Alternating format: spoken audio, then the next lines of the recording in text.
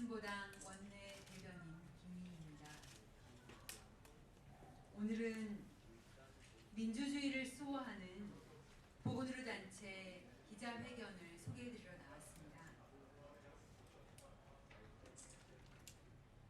먼저 오늘 기자회견에 함께해 주신 분을 소개해드리겠습니다. 보시기에 가장 오른쪽에 계신 가운을 입으신 분은 저희 통합진보당 보건의료위원장을 맡고 계시는 조규석 의사선생님이십니다. 또 제 옆에 계시는 분은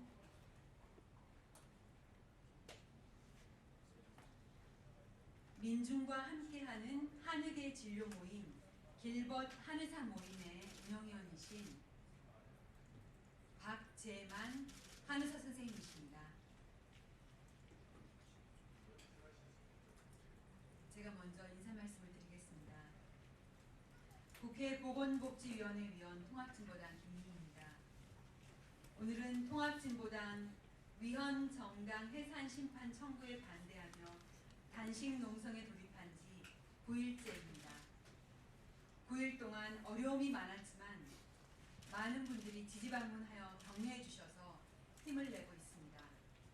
오늘 이렇게 여러 보건의료 단체들이 기자회견을 함께 열어주시니 더욱 힘이 납니다. 많은 분들이 걱정하십니다. 민주주의가 후퇴하고 있다. 유신시대로 회귀하는 것 아니냐 하고 걱정하십니다. 그리고 한 걸음 뒤로 물러서 계시려고 합니다. 그렇습니다. 국민을 움츠러들게 만드는 것, 그것이 신유신 정권, 공포정치 주도 세력의 목적입니다. 그러나 우리 보건의료인들이 나서서 통합진보당 해산에 반대한다고 당당하게 말하고 민주주의를 지키겠다고 의지를 보여주시니 우리 국민께서도 큰 용기를 얻으실 것입니다. 국민의 건강을 책임지는 보건의료인들이 이 사회의 건강도 함께 지켜나가고 있기에 자랑스럽습니다. 기자회견에 함께해 주신 15개 단체와 오늘 참석해 주신 분들에게 깊이 감사드립니다.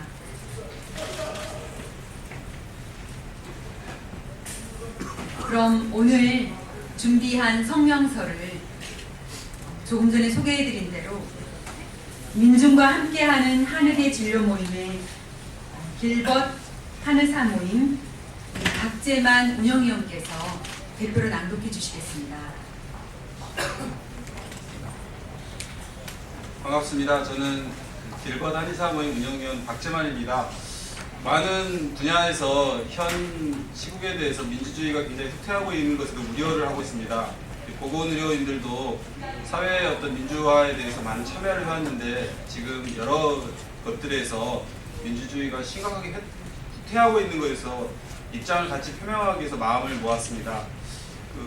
보도자료로 내드린 거이기 때문에 저희가 좀 내용을 좀 같이 좀 읽겠습니다.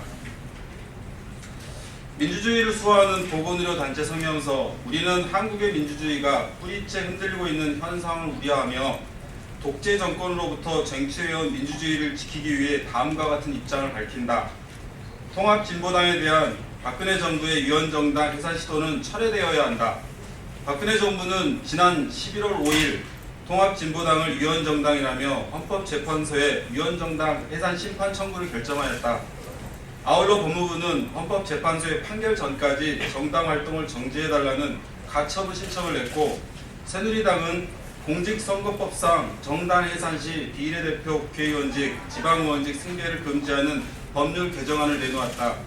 일련의 사태는 대한민국 헌정사 초유의 사건으로 민주주의와 정당 정치제도를 근본에서 뒤흔드는 정치 폭거이다. 정당의 해산은 오로지 국민에 의해서만 가능하다. 민주주의는 다양한 사상과 의견을 보장하며 정당을 통한 집단적 의견은 국민의 선거를 통해 수용되기도 하고 외면당하기도 한다. 민주사회에서 정당의 구성은 법에 의해 보호받으며 해산은 국민의 자발적인 의사에 의해서만 가능하다. 박근혜 정부의 통합진보당에 대한 해산 청구는 행정부가 청구하고 사법부에서 결정을 하겠다는 것으로 민주주의 정당 구제에서 매우 위험천만한 시도이다. 박근혜 정부는 통합진보당의 노동자와 민중이 나라의 주인이 되어야 한다는 강령이 국민 주권에 위배된다고 하는데 5천만 명 인구 대다수를 차지하는 노동자 민중이 나라의 주인이 아니면 누가 주인이란 말입니까? 이것이야말로 민주주의에 반하는 박근혜 정부의 억측입니다.